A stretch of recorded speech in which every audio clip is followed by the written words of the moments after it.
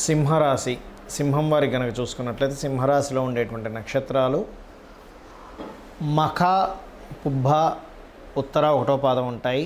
అయితే ఈ నక్షత్రాల్లో పుట్టినటువంటి వారికి 2026వ సంవత్సరంలో ఎలా ఉండబోతుంది, ఏ దేవత ఆరాధన చేసుకోవాలనేటువంటి అంశాలు చెప్తుంది నేనైనప్పటికీ కూడా చెప్పిస్తుంది సాక్షాత్ లలిత అమ్మవారిగా భావిస్తూ, మొట్టమొదటిగా కేతువు యొక్క నక్షత్రానికి అధిపతి, ఈ మకా నక్షత్రానికి కేతు అధిపతి అయితే ఆ నక్షత్రానికి అధిదేవతలు ముఖ్యంగా పితృదేవతలు అంటూ ఉంటారు. కాబట్టి మకా నక్షత్రం వారు ఎంత పితృదేవత ఆరాధన చేసుకుంటే అంత బాగుంటుంది.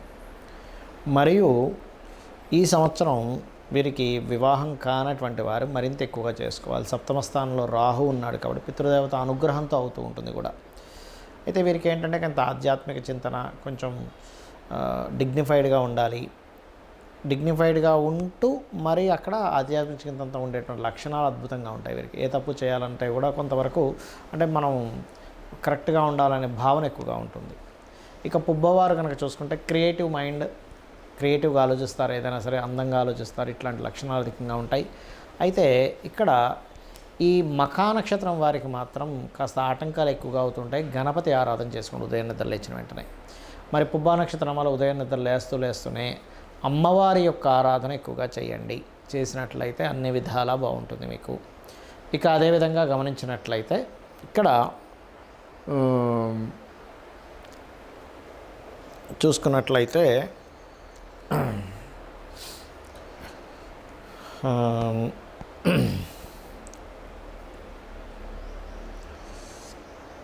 ఈ మకా నక్షత్రం, పుబ్బా నక్షత్రం మరియు ఉత్తర ఒకటో పాదం ఉంటుంది. ఉత్తర ఒకటో పాదం వారికి కనుక గమనించినట్లయితే ఈ నక్షత్రాధిపతి అయినటువంటి రవి యొక్క రాసుల్లో ఉన్నందుకు కొంచెం ముక్కుసూడితనము, దేనికి ఇంక మనం అంటే నిజాయితీ ఎక్కువగా ఉండడం వల్ల కూడా కొంతవరకు ముక్కుసూడితనం ఉంటుందని చెప్పుకోవాలి వీరికి కూడా చెప్పాలంటే. కాకపోతే ఏంటంటే కొంచెం టైమింగ్ మెయింటైన్ చేయాలి. మనం ఉన్నట్టు అందరూ ఉండాలని ఎక్స్పెక్ట్ చేస్తుంటారు, అది ఒక్కటి కొంచెం ఇబ్బందిస్తూ ఉంటుంది. మీరు ఎక్కువగా సూర్యుడిని మరియు అదేవిధంగా ఈ యొక్క నారాయణ్ణి ఎంత ధ్యానిస్తే ఉదయం లేచిన వెంటనే అంత మంచిది. ఈ సంవత్సరం మీకు ఈ 3 నక్షత్ర వాళ్ళకి కొంతవరకు ఫైనాన్షియల్గా గ్రోత్ అయితే ఉంటుంది. కొత్త అగ్రిమెంట్స్ కూడా మొదటి 6 నెలల్లో ఎక్కువగా జరుగుతూ ఉంటాయి. మరియు అదేవిధంగా సెకండ్ హాఫ్లో అంటే జూన్ తర్వాత నుంచి ఏదైనా ప్రాపర్టీస్ తీసుకోవడం అనేది కనిపిస్తుంది. విదేశీ సంబంధాలు వెతుక్కోండి, తొందరగా సెట్ అవుతాయి. వివాహం కానటువంటి వారు అష్టమ శని ఉంది కదా అని భయపడాల్సిన పని లేదు. మీరు శని, కుజ, కేతు గ్రహాల దగ్గర దీపారాధన చేస్తూ ఓం అనాకలిత సాదృశ్య చుబుకశ్రీ విరాజితాయ నమః అనే మంత్రం చేసుకోండి.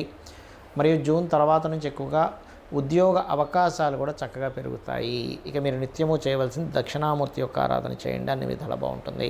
చాలామందికి జాతకం అనేటువంటిది తెలియదు. మరి అలాంటప్పుడు ఏది మంచి ఏది చెడు, ఎలాంటి నిర్ణయాలు తీసుకోవాలి ఈ 2026వ సంవత్సరంలో. అసలు 2026 సంవత్సరంలో మేము హ్యాపీగా ఉండాలి, కానీ మాకు జాతకం తెలియదు. ఒకవేళ తెలిసినా డేట్ ఆఫ్ బర్త్ వరకు తెలుస్తుంది, నక్షత్రం వరకు తెలుస్తుంది, కానీ టైం తెలియదు. దాని ద్వారా మనకు లగ్నం తెలియదు. అప్పుడు ఎలాగా అంటే కొన్ని మేజర్ ఈవెంట్స్ ఉంటాయి లైఫ్లో. అంటే వివాహం చేసుకోవడము, ఏదైనా ఒక వ్యాపారం చేయడము, అలాగే విదేశాలకు వెళ్ళడము, ధనపరంగా బాగా అభివృద్ధి అవ్వడం, ఇవన్నీ కూడా. వీటిని కొన్నిటిని మీరు కొన్ని సంకేతాలతో తెలుసుకోవచ్చు. మరికొన్ని ఏంటంటే కొన్ని దేవతా సంబంధించిన ఉపాసన చేయడం ద్వారా మీరు అభివృద్ధి చేసుకోవచ్చు. వాటిని ఎలాగా అనేటువంటి విషయం ఇప్పుడు నేను మీకు చెప్తాను.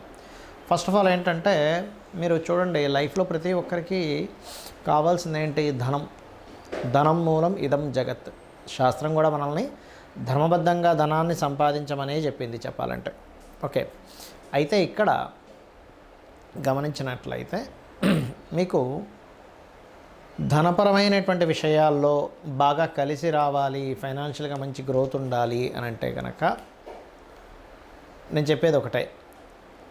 మీ యొక్క లగ్నం నుంచి 2వ అధిపతి తెలియదు, మీకు ధనాన్ని ఇచ్చే కారకుడు ఎవరో తెలియదు, మీకు ఫైనాన్షియల్ గ్రోత్ ఇచ్చే ప్లానెట్ ఎవరో తెలియదు అని అన్నప్పుడు సింపుల్గా లలితా సహస్రనామాల్లో ఓం సంపత్కరీ సమారూఢ సింధుర వ్రజసేవితాయే నమః, ఓం ధర్మాధ్యక్ష ధనాధ్యక్ష ధనధాన్య వివర్ధనీయ నమః అనే మంత్రం చేసుకోండి.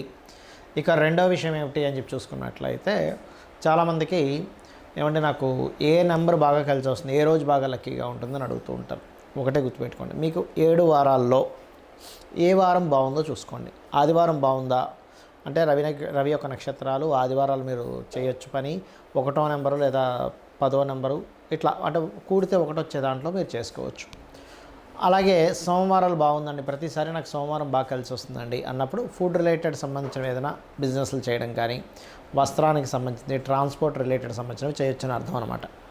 అలాగే 2వ నెంబర్ బాగా కలిసి వస్తుందని. మరి కొంతమందికి వాళ్ళ జన్మజాతకం తెలియదు కానీ వాళ్ళకి మంగళవారాలు బాగా కలిసి వస్తూ ఉంటుంది. ఏం కొన్నా నేను మంగళవారం కొంటానండి, మంగళవారం బాగా కలిసి వస్తుంది అంటారు. అలాంటప్పుడు సుబ్రహ్మణ్యేశ్వర స్వామి ఆరాధన చేయడము, మరియు మిషనరీసు, పవర్ రిలేటెడ్ ఇలాంటివి ఏవైనా సరే మీరు ప్రారంభించడం చేయొచ్చు. బుధవారం కనుక మీరు చేయాలి అని అనుకుంటే గమనించుకున్నట్లయితే అంటే బుధవారాలు మీకు బాగా కలిసి వస్తున్నాయి.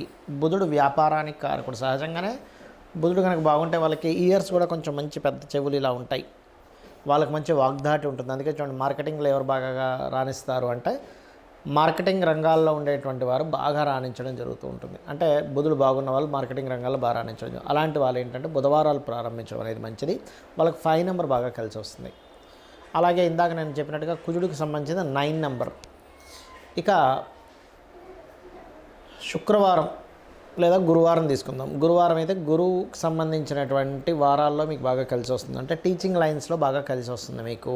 అది ఓన్గా బిజినెస్ పెట్టుకోవడం కానివ్వండి, లేకపోతే ఎక్కడైనా జాయిన్ అవ్వడం కానీ టీచింగ్స్లో బాగా కలిసి వస్తుంది అర్థం. శుక్రవారం కనుక మీకు అన్ని విధాలా బాగుంటుంది అంటే మీరు అర్థం చేసుకోవాల్సింది ఏమిటి అంటే ఇక్కడ మీకు ఆ యొక్క వారాలు ఏవైతే ఉన్నాయో ఆ రోజుల్లో మీరు ఆరోగ్య సంబంధించినటువంటివి మీరు ఎటువంటి స్టెప్ తీసుకున్నా, లేకపోతే ఆరోగ్య సంబంధించిన బిజినెస్లు ఏం చేస్తున్నా సరే బాగుంటుంది. ఇక శనివారాలు బాగున్న వాళ్ళు ఉంటారా అంటే ఖచ్చితంగా ఉంటారు.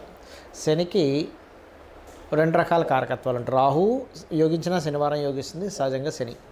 అయితే ఈ శనివారాలు పర్టికులర్గా మీరు యోగిస్తుంది అంటే జాబ్ కన్సల్టెన్సీ, జాబ్ చేయడము, లేకపోతే కొంతమంది చూడండి ఈ కోళ్ళ పెంపకం, మేకల పెంపకం ఇవి చేస్తూ ఉంటారు, గొర్రెల పెంపకం అవి చేసుకోవచ్చు. ఇక మంగళవారాలు ఇప్పుడు మనకి ఆదివారం నుంచి శనివారం వరకు మనం చెప్పుకున్నాం కదా. మంగళవారాలు కూడా కేతువు కూడా చూసుకోవచ్చు కుజుడితో పాటు. కాబట్టి మంగళవారాలు కలిసి వస్తుందన్నా సరే మీరు సాఫ్ట్వేర్ రిలేటెడ్, శనివారము మంగళవారం 2 సాఫ్ట్వేర్ రిలేటెడ్ వాటిలోకి వెళ్ళొచ్చు. మంగళవారాలు కలిసి వస్తుందంటే కొంతవరకు మీరు ఆధ్యాత్మికమైనటువంటి, గురువారం మంగళవారం 2 కలిసి వస్తుందంటే ఆధ్యాత్మికమైన వాటిలో కూడా బాగా కలిసి వస్తుందని అర్థం చేసుకోవాలి.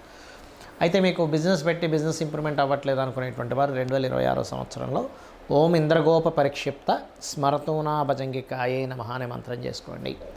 అలాగే మరొక విషయం ఏంటంటే ఇక్కడ గమనించినట్లయితే మీరు